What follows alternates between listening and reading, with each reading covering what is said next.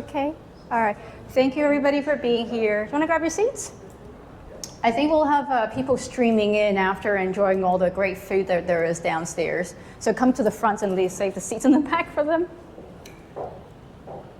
Thank you so much for being here with us. I'm very happy to be able to talk to you about nutrition today. My name is Tammie, and we have the lovely Dr. Uwe, one of our esteemed doctors here at AMSEL. And today, we are going to talk about how to love our body with food. How do we build a loving relationship with our food? And especially when we have Valentine's Day coming up this weekend, it's not so much about the people that are outside of our lives. It's about us. How do we love ourselves with food? How do we make it a daily act of love? Can I just ask, does anyone need a Thai translation? No? I can join the talk then. I might ask again as we have more people coming in and see. Okay, so you can see my name and my title on the screen, but more importantly, I'm coming to you as a foodie. Who here also doesn't really like compromising flavor and eating experience? Show of hands? Anybody? I see we have this side of the room.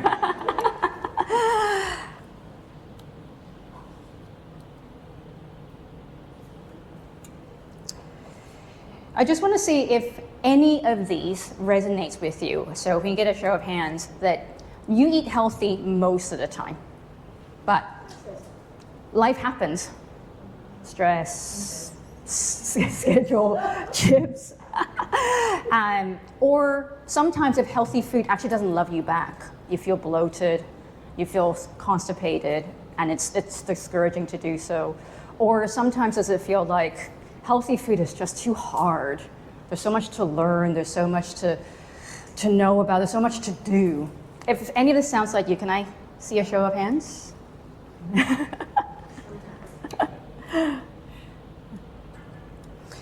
With a lot of people that I work with, healthy food's got a bad rap. A lot of people come to me and say, you know, healthy food tastes bland, it's boring, it's bitter, it's hard. And so I find that a lot of people that I work with at the very beginning, they end up kind of performing to eat healthily. It's like, it's something that I just have to do, but without really knowing why.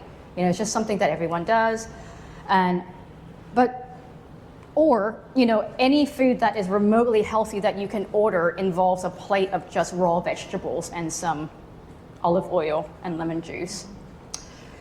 What if I was to tell you, you can eat a creamy risotto with no dairy, with no cheese, no cream, no meat, no white rice? Yes, you can. What if I was to tell you, you can have a mochi ball without any glutinous rice flour, with not a drop of sugar? Yes, you can. What if you can have sour cream that is not made with factory farm dairy and be made with tofu and actually doesn't taste like tofu? Yes, you can.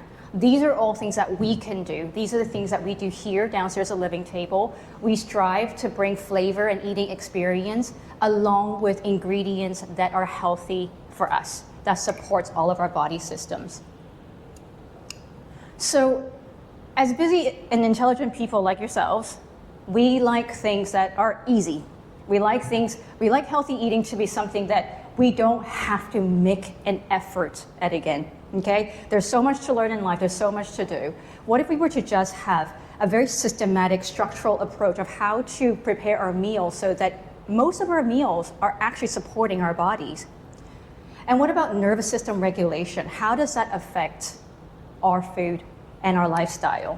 And number 3, when we've learned all of these things, how do we then keep ourselves accountable? Which is a very, very, very key part. There's so much to learn about how do we keep doing it. So you've all heard of the gut-brain relationship. They are the gut and the brain. The gut is the second brain. They're directly related. They are two besties sitting on the stoop, gabbing all day, talking to each other. How do you feel? How do you feel? How do you feel? How do you feel? And then they have a response that tells our body what to do at the time that we're eating. So the mental state of when you're taking your meal either says, I'm safe, or it says, oh no, let's stay on alert, something is happening here. Now, these two mental states, it's a bit like the blue pill or the red pill, right? You're in a safe, your body feels safe, your nervous system feels safe. You are going to pick food that gives you steady energy. The other side, not so much. The chips, for example, right? What happens then? When you make your food choice, there's a cascade of actions. It first affects your energy. You either have stable energy all day or your energy dips and you have craving for comfort food even more so. It affects your digestion. Is your body actually ready to digest this food? And then your hormones then react. Is it going to be happy, clean food that raises dopamine, or is it going to be food that is telling your hormones that I am not safe? Increase that cortisol and increase that adrenaline. 3 meals a day, even if you fast, let's say 2 meals a day, every single meal does this in your body. So it is within our power to choose. So biologically, we touch a little bit on the stress hormones, that changes how we eat. So what causes stress? What causes stress? Som, what causes you stress? Work. Husband. Oh. Husband. Right? Anders, what causes you stress? Wife.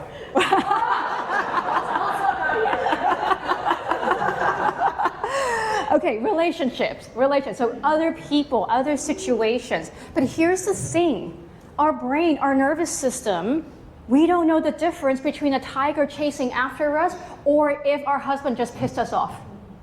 Okay? Our nervous system reacts in the same way. We have this cascade of hormones that we produce. And when we produce those hormones, when our brain thinks we are in danger, what we're saying is, hey, immune system, step aside. We don't have space for you. Digestive system, step aside. I don't have space for you. We're telling our entire parasympathetic system, step aside. We need to feed this stress. We're literally living on our stress. Living off of our stress, rather. Because if you are rushing to a meeting, that's stress. You know, you're hungry, you run into Starbucks, let's grab a muffin. That's stress. Regardless of the tiny little bit of those nutrients that's coming from that Starbucks muffin, you're not going to be absorbing it. And aside from that, don't eat Starbucks muffin, please.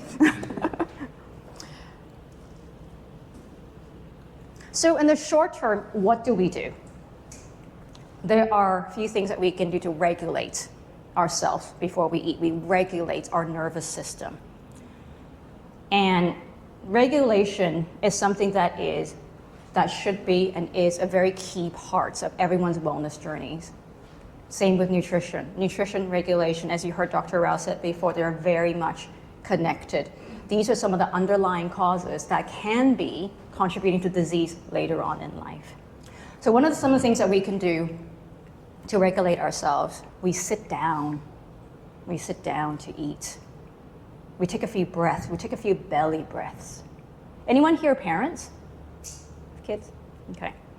So if you look at children, they breathe into their bellies. It's never just up here, right? And when you breathe into your belly, you get more oxygen in your body. Everything works better when you have more oxygen. And we are then telling our body, telling our nervous system, we are now safe. It is now time to digest. It is now time to take in this nourishment that we have in front of us. Other things we can do to regulate ourselves, we eat with people that we like. I know, it's controversial.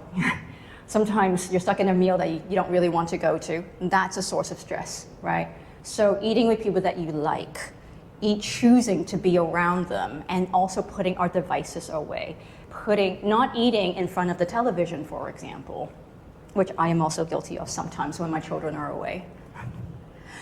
Next, chewing mindfully. What does that mean? So statistically, yes, chew 30 times in each bite. But what happens when you chew, even if it's not 30 times, is that when food goes into your mouth and that action starts happening, your salivary glands here are producing enzymes. And these enzymes are already digesting the food before it hits the stomach. So again, increasing our digestion of whatever we're eating by chewing mindfully. And lastly, look at this kid. I don't know, it's probably not food, but you know, the expression on her face, like, oh, give this to me. Like, whatever you're eating, don't judge yourself. You want a bag of chips? Have it every now and then. You know, nourish your body enough on a, 80% of the time where your body can afford to have some chips. Now, when I say this, I'm talking to people that don't necessarily have chronic diseases, of course. Dr. Rao is very much correct that, and I agree with him 100%, if you are dealing with a chronic disease, the strictness does really help in terms of managing your symptoms. But if we are, normal, relatively healthy people, we can get ourselves to an 80% consistent diet, and then we have a little bit of leeway to play around. So how do we regulate our nervous system in the long run? It's really having that honest conversation with ourselves and asking us, why are we making certain food choices? Why do I want coffee first thing in the morning? What am I afraid of? What am I afraid of that my cortisol is not able to do to get me awake enough that I need caffeine first thing in the morning? Why do I need that second, third, fourth cup in the afternoon? Do I really need a snack? Or am I just bored or stressed? How much of my food choice is some shiny new post that was on TikTok that said I really need to go and eat that? How much of it is conditioning? How much of our own ego is involved when we make these food choices? And I think with the people that I work with, a lot of times the answer to this question, to the question why, there's always a million circumstances, right? But the answer to the question why is usually somewhere along the lines of, I'm eating a feeling, whatever that feeling that might be. Like your wife pissed you off.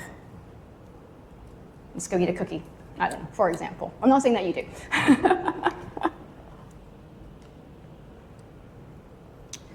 And as human beings, we tend to like to assert control over areas where we feel out of control. So when it comes to our diet, if we feel like we haven't been doing good enough, if we feel like we haven't been consistent enough, we try to push ourselves and say, let's be a little stricter. I'm gonna do this, I'm gonna do that.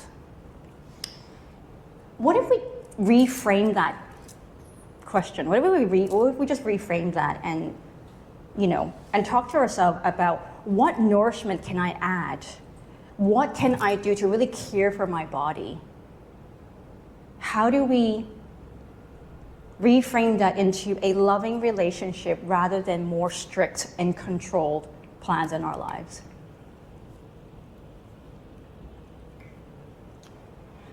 So every single meal has the ability for us to support our healing systems. And these are very much the healing systems that we focus on here at AMSEL.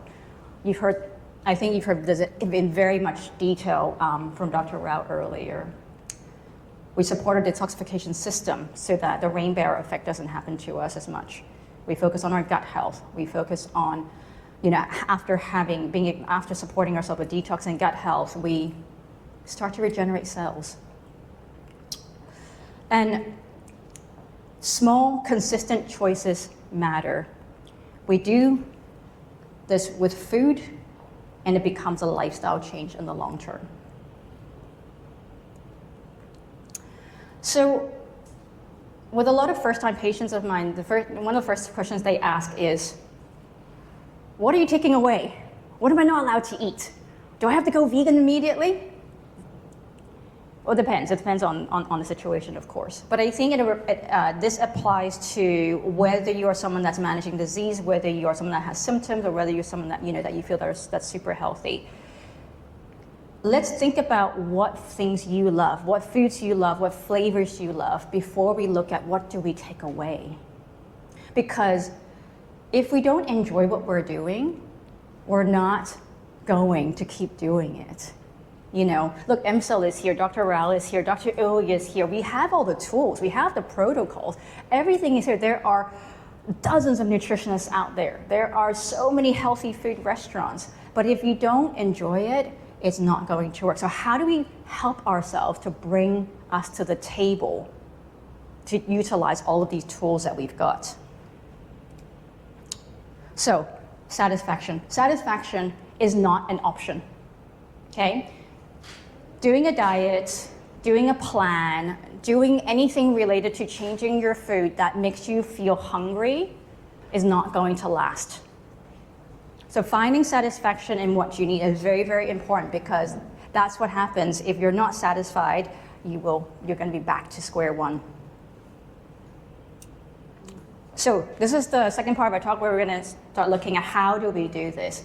So having meal anchors, and again, I think this applies to everyone, that is whether you are struggling with disease or whether you are someone that's quite healthy. Having a system of anchoring your meals. And what do I mean by that? So we plan our meals with vegetables first. Pick the ones that you like. Find the cooking methods that you really enjoy. And the vegetables should, if you can pick a variety of beautiful, colorful vegetables, then even better. And that should be the most of the food on your plate. It doesn't have to appear as a salad. It can appear as a stir fry. It can appear as something that is, in a fried noodle, for example. You can swap out your noodles. You can have 30% noodle and 70% long-shaped vegetables. So these are all the things little tips that we can work with our patients on how to create meals that are enjoyable to them. Secondly, we think about adding our protein. We think about adding our healthy fats. For those that are meat eaters, maybe consider half the week on plant-based sources of protein. Start small, every single meal helps. And when we think about our protein, that's also where a lot of the healthy fats actually come in. So whether you are doing a lot of nuts and seeds as your protein, that comes with fats as well. Whether you're doing animal protein that is from a clean source, that also comes with a lot of healthy fats as well. Your cooking oil matters a lot. So, olive oil, coconut oil, sesame oil, these are some of the pantry staples that we help patients here, how we clean out their pantry and have healthy replacements. And then smart carbs last. So when we say smart carbs, we mean, we mean whole foods. We mean whole carbs, things that are like quinoa, brown rice noodle, buckwheat, like soba noodle and things like that. So what we've done here with this formula, it's not so different from what we normally do at home when we plan our meals, but all we've done is we switched the order. I think most of us plan our meals with, what do you plan your meals first? Which food group? I like vegetables, so we don't have enough being here, so we try to do salads. Okay. Mainly, and then do protein. Okay. But I think that's different. That's great. That's a really good approach. So I think with a lot of people that I work with, they think they plan their meals with meat first. What meats what meat am I having today? Okay, meat, and then half the plates is going to be rice, probably if it's an Asian household, and then vegetable is a small dollop on the side, right? So if we just flip this around, we then take care of our food groups. We take care of our macronutrients. So when we take care of our macronutrients, we have good, clean, steady energy. And we don't have to worry so much about tracking our food. We don't have to count our macros. We don't have to worry about, am I eating too much rice? Because it is a formula that we can use day in, day out, regardless whether we're eating at home or eating out. Now, once we've got our macronutrients sorted, we're going to start looking at anchoring our flavors. What are your favorite flavors, and how do we incorporate them into your meal structure? Umami. Anyone not familiar with umami here? Everyone knows what it is. Fantastic. Umami is the best flavor out of all 5 as far as I'm concerned. It is the feeling of that rich chicken broth that your grandmother makes when you go eat a steak, not that I recommend eating a steak, but when you do, it's that beautiful flavor that stays in the back of your throat. It is comfort. It is satisfaction. Processed food, they have food scientists that mimic umami.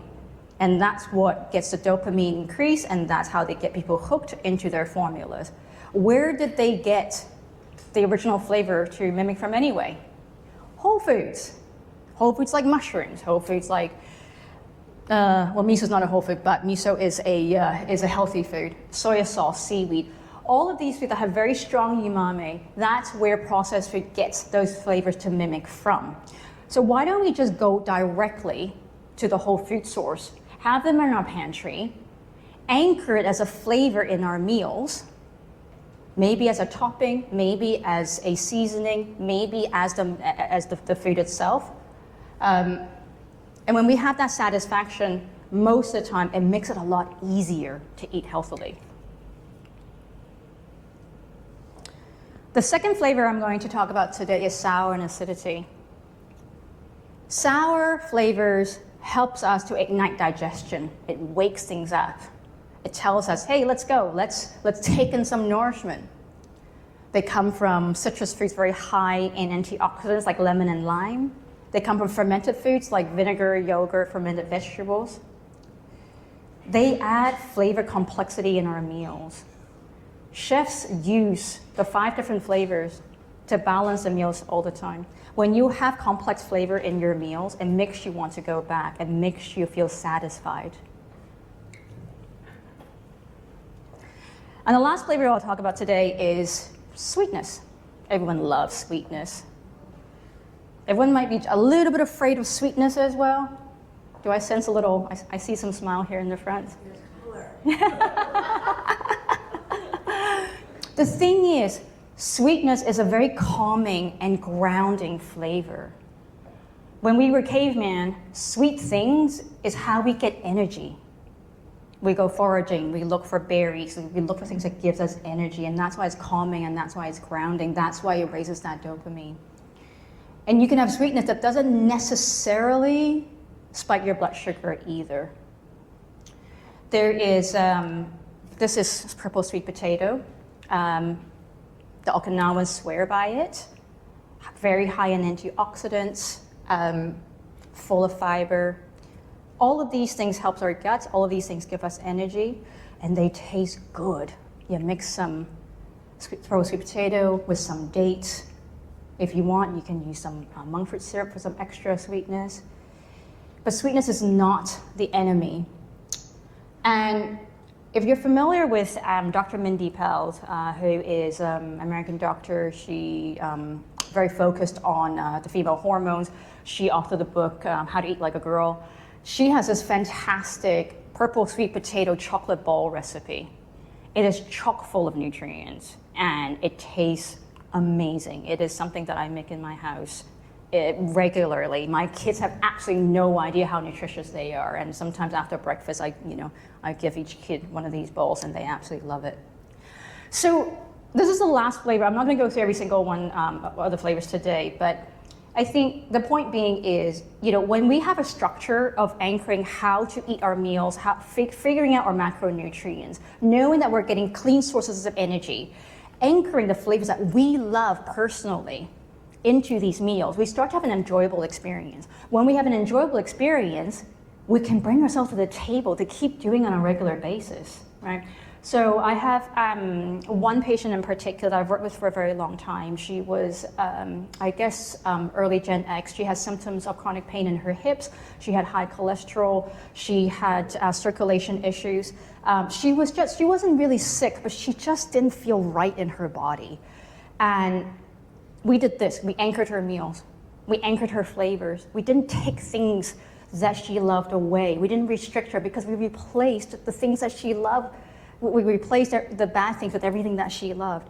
And after about 6 weeks of working together on this journey, it was a cold winter day in Hong Kong, and she came up to me and she held my hand and said, "Tammie, feel my hands. Just feel my hands." Her hands hasn't been warm on a winter day for years. She changes the food that she eats. She nourishes her inner milieu. She heals her insides, and her circulation is working again. And when your circulation is working again, things start to fall into place.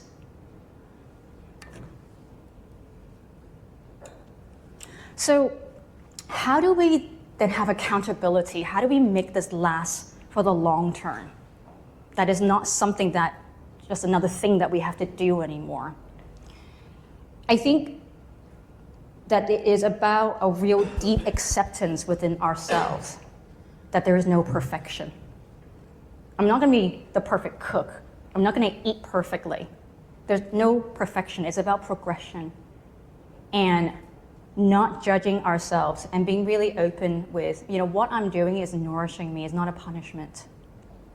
So to recap the steps and how do we take these 3 steps and implement them into our lives? Have that conversation with yourself. Have that honest conversation before you choose a food. Why am I choosing it? Keep asking why. Keep digging. What am I feeding? What is my motivation to eating something? Even if it's really good, even if it's something that's very healthy, I'm eating this because I love my body. How empowering is that?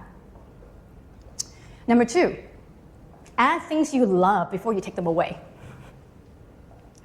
Number 3, having your meals anchored with your macronutrient food groups. Number 4, anchoring your favorite flavors in those meals. And when you've got that first set done, find 5 to 10 recipes that you really like, that's easy to make, that works for your lifestyle. Rinse and repeat. 6, believe that it's progression over perfection. The first few meals that you make is not going to be a Michelin star meal, and that's okay. And 7, having a like-minded community, being with people with whose energy feeds your soul rather than people that take away from you. Eat with the people that you love. Have support, ask for help. So if any of the things that we've covered today resonates with you, maybe you don't need another diet. Maybe you don't need any more run-of-the-mill nutrition tips like eat more protein. Maybe you just need support. Maybe you just need community. Maybe you just need some guidance on how to connect with your heart and asking yourself those questions of why do I eat the things that I eat? Because if we get this first step right, the rest is going to be easy. You can hire cooks, you can hire coaches, you can find a bunch of people to help you. But how do we get you to the table of wanting to do this on a regular basis? Community, people around us. And if you feel like you don't have people like that in your life, come join us. We eat like this. We love healthy eating. We do not judge. And we love having some flexibility to work to whatever works for your body, your lifestyle, your budget. And so on that note, this is the only time I'm going to ask you to get your phones out. If you can get your phones out and open a notepad or your WhatsApp or your email. And I just want to take a couple of minutes to answer this question. What is one small change you can try this week about your diet or your food choices? I'm going to give you a couple of minutes. You too, Dr. Uwe.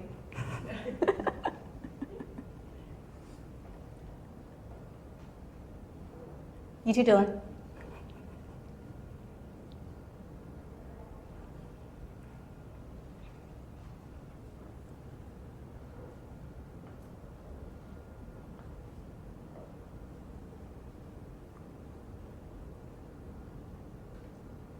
Would anyone like to share? Stop drinking Coke. Oh, that's a good one. Is it Diet Coke, zero? No, normal, because aspartame. Yep. Aspartame in Diet Coke can kill your brains. So. If I was to drink Coke, I would drink regular Coke as well, instead of the low-calorie sweeteners, Aspartame is, they got sued. Pepsi, Coke got sued. And even though it's low calorie or 0 calorie, it can still induce blood sugar responses as well. Oh, good for you. How are you going to do that? cold turkey. Cold turkey. No, just listening to Dr. Rao this morning. Yeah. You know, I think that the whole, because it's a whole balance. It's not just one thing, but Yeah. I think it's a wake up call for me. But I mean, I knew it. But I mean, I'm quite healthy. You know, I don't really drink, don't smoke, but yeah, but Coke is my Your my evil power. yeah, your kryptonite. Yeah. Your kryptonite, I'm yeah. addicted, you know, I mean, I remember when I was 16, I Yeah. used to wake up at 5 in the morning. Yeah. There's no Coke. 5 in the morning, had to go out and find some Coke. Why Yeah. do you think you're addicted? I used to work out a lot when I was younger, and I think it was the sugar. I don't drink, I don't do anything bad, but that was the only thing that I can remember. I said probably from 14, 15. Yeah, It was yeah, like I wake up at 5, I've got to get some Coke. And you know, I was living in the UK, so you can't find any shops open, so I had to go and find one. I had Oh, to wow. station somewhere. So you were kind of like an addict. So like Yeah. yeah. And No, I have to drink it after dinner. It's almost like a digestive. I don't know. That's how it feels. I've got to Yeah. have it after dinner. and it's like people who have to have a cigarette after dinner, right? You see them leaving the restaurant and going outside, right? So there is a great opportunity here to ask those questions. Why? What is it that? Well, I think it's a caffeine. I think really the Yeah. unknowing side of the caffeine. I think, Yeah, and the sugar for sure. and the sugar, right? Yeah, and it gives me energy. I kind of like have really awkward hours, so I don't know if that's the other thing. Is I feel maybe a little bit of an energy, you know. Yeah. The unknowing side of it. I don't know why. I really don't know why. I mean, but I like the taste, you know. I would then ask a question of, you know, if you didn't have that Coke after dinner. So do you still have it after dinner every? Well, I haven't had anything to eat today yet, but so. Okay. So after most meals, when you At least 1 or 2 cans. when you have to have that Coke, if you think about it, if you think about it truthfully to yourself, if you're completely honest with yourself, what do you think would happen if you didn't have it? I'll be fine. I'm sure I'll be fine. I'm sure 100% I'll be fine. You'd be safe. I'll be dealing with it, yeah. You'd be in a safe environment. Absolutely. Everything I'll would be better and less acid in the body. Yeah.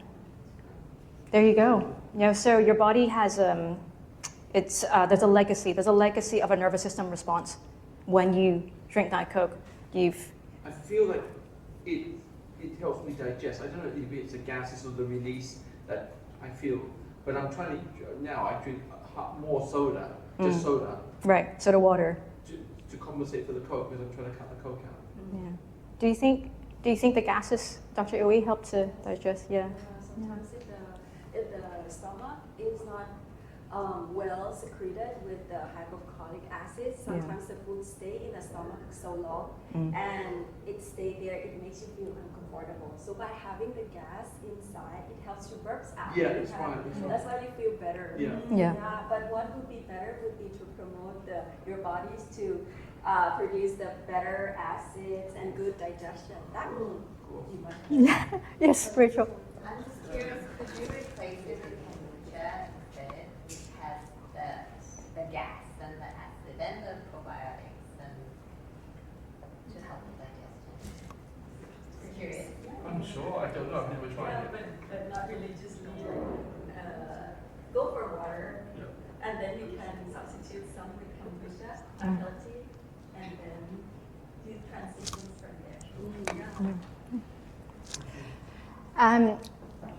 I'm also, if anyone has any kind of traditional nutrition questions, I'm also happy to answer them as well. Does anyone have any questions?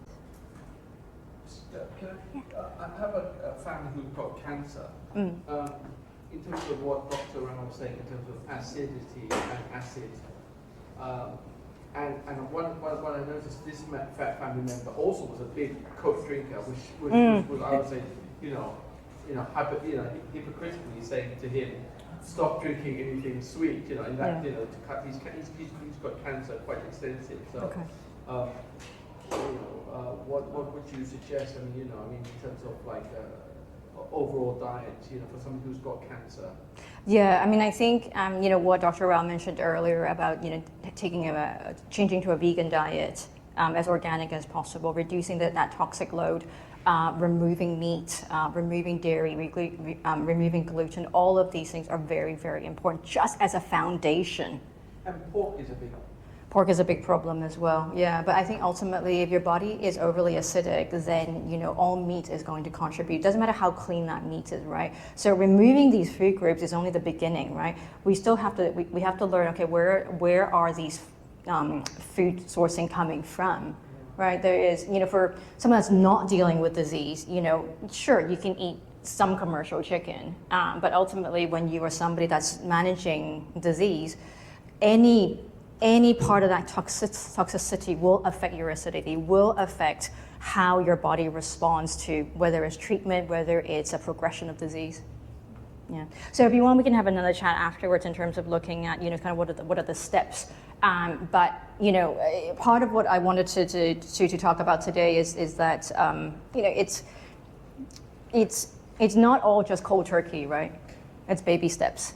It's understanding what are we ready for, and then taking those steps towards it. So even in a case of cancer, of course, the best thing to do is just cut those things out right away and get really clean food, and you can get a professional to come in to help you set all that up, sure. But are the patients themselves willing to make that massive change, right? And so that's the benefit of working with a coach that has a non-dogmatic approach to it, and actually learning about the person in order to make the treatments and the meals and whatever it may be effective. We have some cases here where we have patients that they come for the treatment, they come regularly, but when they, once they're done, they go outside, they eat street food because they don't cook, they don't have anyone cooking for them. And it's like, one step forward, two steps back. But doing the treatment is still better than not doing the treatment. Anyone else have anything to share about what change you might be able to make this week? I think I will drink one cup of coffee less each day. Okay. So instead of 3 cups, I will have 2 cups. Okay. Why do you think you need 3 cups a day? I don't need 3 cups. I just drink it because I usually drink 3 cups. So I have my time. One in the morning, one later in the morning, and one in the afternoon. And if you drink one less each day, each day, what difference do you think it would make? I think if I stop drinking in the afternoon, I will sleep better. Okay. Well, that is definitely a way to love our body better, to have better sleep. I really like your suggestion about doing a big belly breath before eating, or even before deciding what to eat. Yes, right. Because I think all eating is very emotional based and we do it automatically. Yeah. And just having that breath and breaking that cycle will make you probably make me make a better choice in what I eat first. I'm really very strict in what I eat, but I enjoy the work and I enjoy the strictness of it. But it's a mindset thing, right? So for me, kind of just regulating the emotion is very interesting. Oh, fantastic. I'm glad. And, okay, this is Rachel, and she is one of the most researched people I know when it comes to food sources. I don't know many people who, not as an actual nutritionist herself, she's very, very well researched. So, go and get her tips on where she buys her food as well. Yeah. The 30 chews, what am I thinking during that time? I feel it's a long time. Yeah. I probably do 2 chews. You can daydream. You can daydream. Or is this literally like? I think it's 30 is a guideline, of course, right? But what does the food feel like when it's in your mouth, right? So you want to get your food to feel like a paste, powdery paste if it's rice or something like that, right? You can look in the mirror while you're chewing and chew and look at yourself chewing until that food becomes paste or almost powder-like.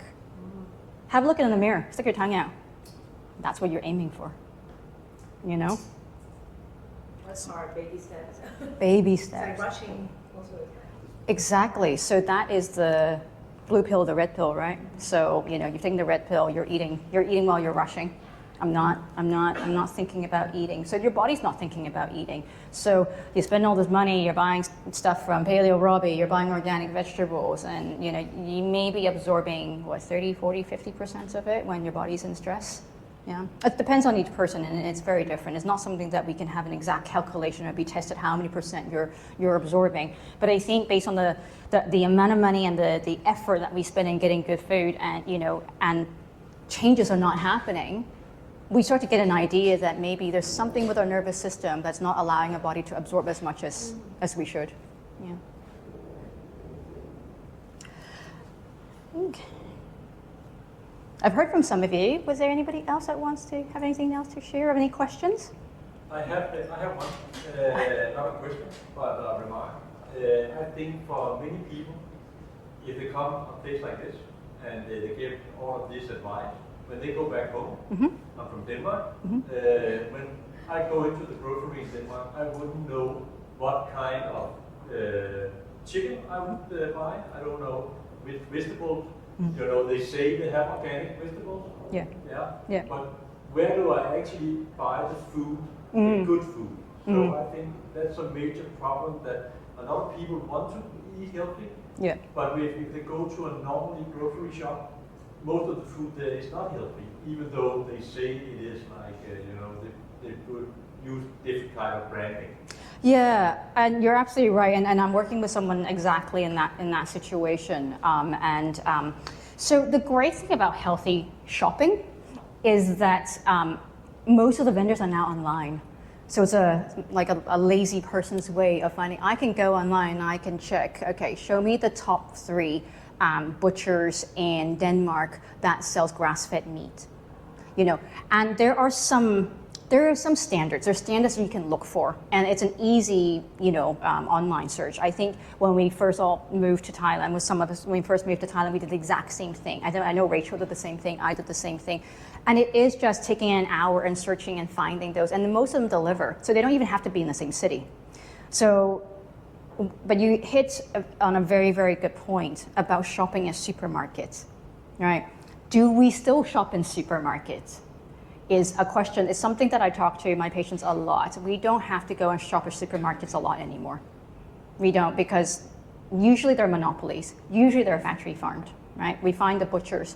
We find the, especially in Western countries, there are a lot of farmers that actually do direct delivery to home. We talk about buying enough to satisfy that delivery fee, keeping them, in the freezer, and then how do we meal prep? How do we have safe storage, et cetera, to make this work for us. So some of the things that we do is also, we can do a Zoom session where we help people clean out their pantries. The first thing I do is I always promise, I'm not going to take your favorite food away. You're allowed one. And then we'll replace the rest with, healthy, tasty stuff. So yeah, it is a little bit of research, but I feel it's very possible. Yeah, it is possible, but for me, how I see it, that's I think that's one of the main reasons that people fall back. So they go, all the good intentions, they do it for 2 weeks, and then they don't have the right system to make it easy for them to be healthy. Absolutely, I agree. That's what we're here for. Sorry, do you have a question? Yeah, I live in a big family of 9 people, my 3 children, my husband, 2 nannies, and my parents. Okay. So, can you suggest anything that would work for the whole large family? Because I have 2 dilemmas. First is that I try to replace the good source of protein, but I cannot. It will be too much cost if I buy organic meat for the whole time, because the nanny will cook for everyone and they eat that too. It will be too much cost on that. Yeah.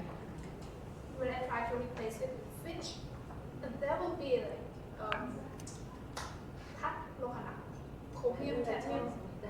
heavy metal. The heavy metal inside meat is inside fish meat. Yes. And for the second thing, when they cook Thai food, they use soy sauce. I try to replace it with less sodium soy sauce, but then she put more.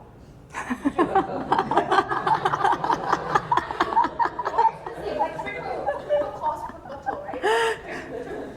Okay.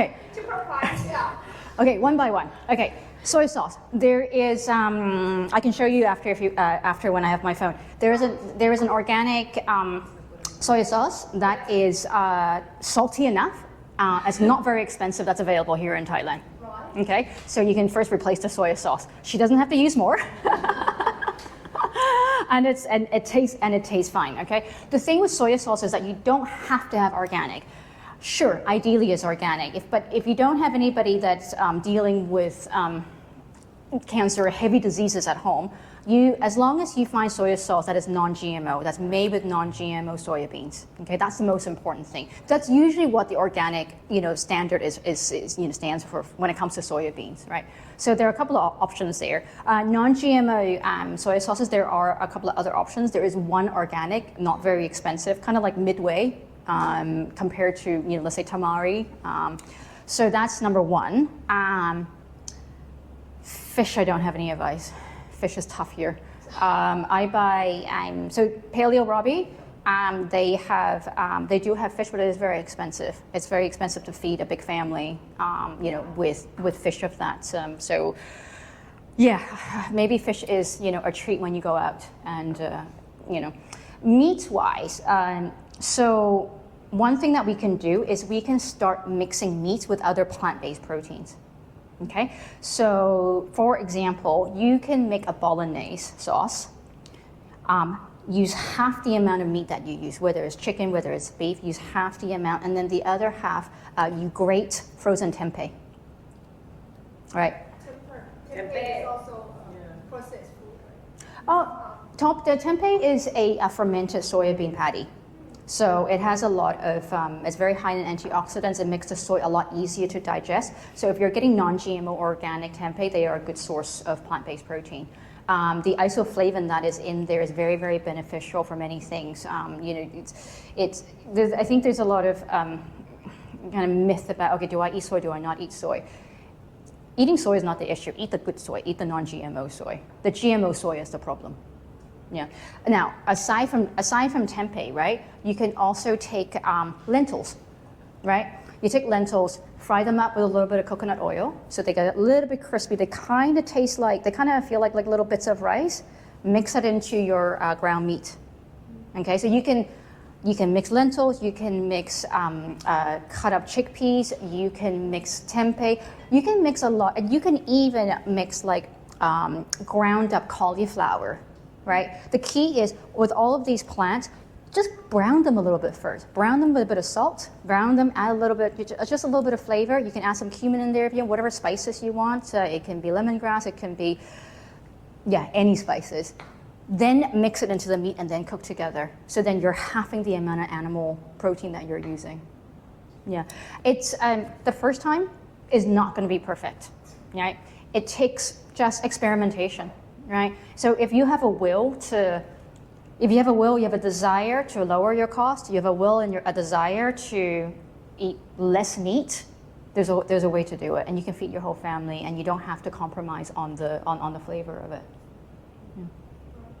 We can talk more later if you're interested in recipes. Yeah. Okay, 1:30. That is the end of my time. I'm around all day.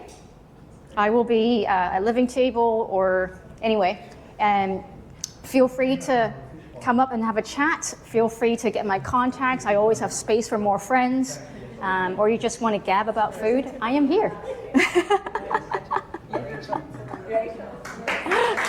Thank you.